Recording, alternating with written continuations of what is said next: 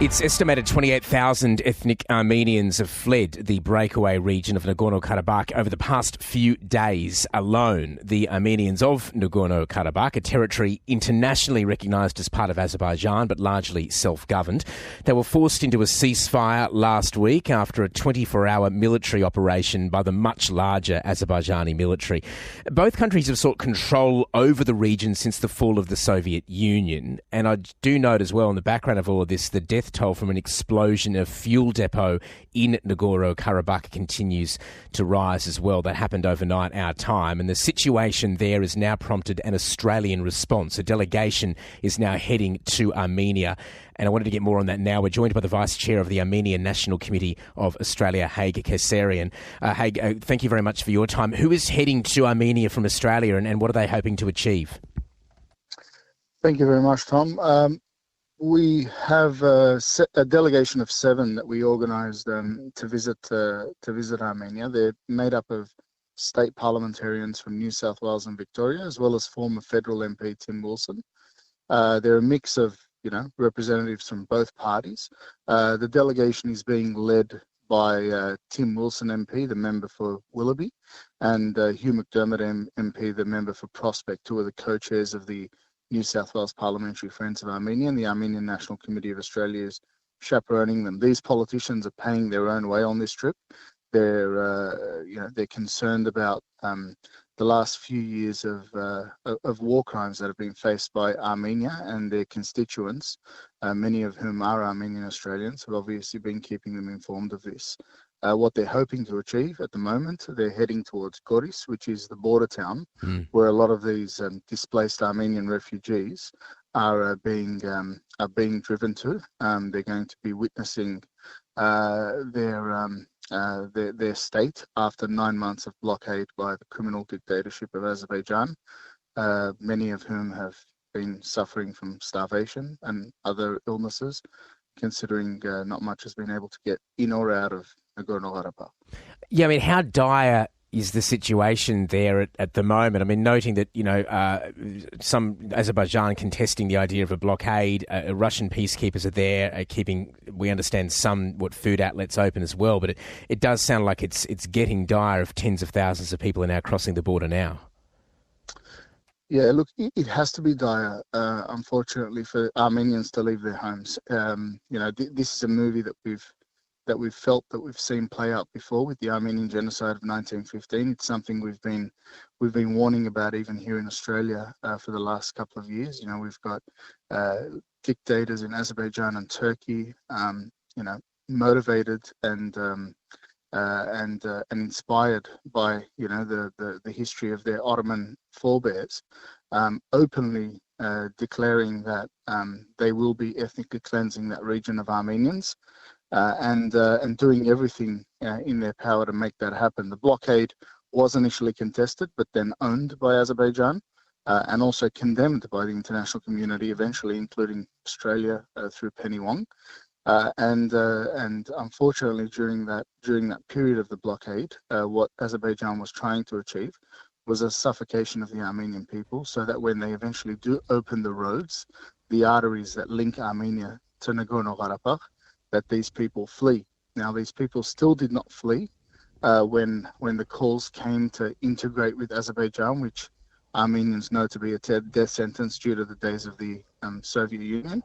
And then they launched another attack on Armenia, which again was condemned by Australia as well as the rest of the international community, owned by Azerbaijan. And after that attack, where the majority of the homes of Armenians whose grandparents had lived in these homes continuously for millennia were taken from them, so they were basically displaced, and they're now forced to leave their homes. I mean, it's one of the issues here is just the disputed nature of the territory, right? I mean, Nagorno-Karabakh is internationally recognised as part of Azerbaijan. Azerbaijan says that there are terrorists among the ethnic Armenian population, hence their military operation that we heard about. What do you make of their claims and of that operation? It also, Azerbaijan's also claiming it wants to reintegrate ethnic Armenians as quote, equal citizens.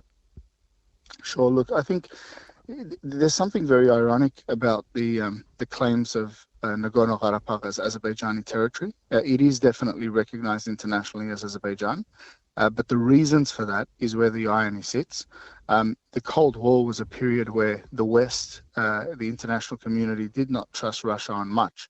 But for some reason, we've decided that imagined borders that were drawn up for the purposes of divide and conquer by Stalin should be recognized as true borders and the true, the true owners of a particular piece of land. The reality is, until the Soviet Union, and even since the Soviet Union, Nagorno-Karabakh has never been part of an independent Azerbaijan. It was only part of the administrative ownership of Azerbaijan because Stalin decided so. But continuously it's been inhabited by Armenians, and as the international community who has chosen to recognize those borders, it's just a simpler decision for them to do that. There was a process underway to lead Nagorno-Karabakh towards a self-determination, which was, jointly signed onto by the US, France, and Russia. However, Azerbaijan, every time they saw that might lead to the just resolution of that territory, decided to ring hell and fire on the Armenian people, armed by their petrodollars. On top of this, we're recognizing we're kind of rewarding through this process another dictator that I think we will regret supporting as the international community. Just like the Saddams and the Gaddafis that have come before him, there have been flirtations from the West with those dictators. Aliyev has literally taken over Azerbaijan from his father. It's been ruled by his last name since the Soviet Union. He's already groomed his son to take over from him. His wife is his vice president, and he's been proven as somebody who co-ops European and other politicians through the Azerbaijani laundromat, and tries to win favors amongst them. So what we're dealing with here is a series of bad decisions and kind of a more of an international double standard that has definitely frustrated our community. We've protested in front of media buildings. We've protested in front of embassies, Russian embassies, because of their peacekeepers, inability to keep the peace. The US because of their lip service, the fact that there's a double standard when it comes to Ukraine compared to Armenia. There isn't only one show in town when it comes to dictators and despots, taking away the human rights of a peoples that deserve to live where they have been born. Haig, thank you very much for your time. I appreciate your thoughts this morning. The story, of course, will continue to follow closely. Thank you. Haig Kayserian there, the Vice Chair of the Armenian National Committee of Australia.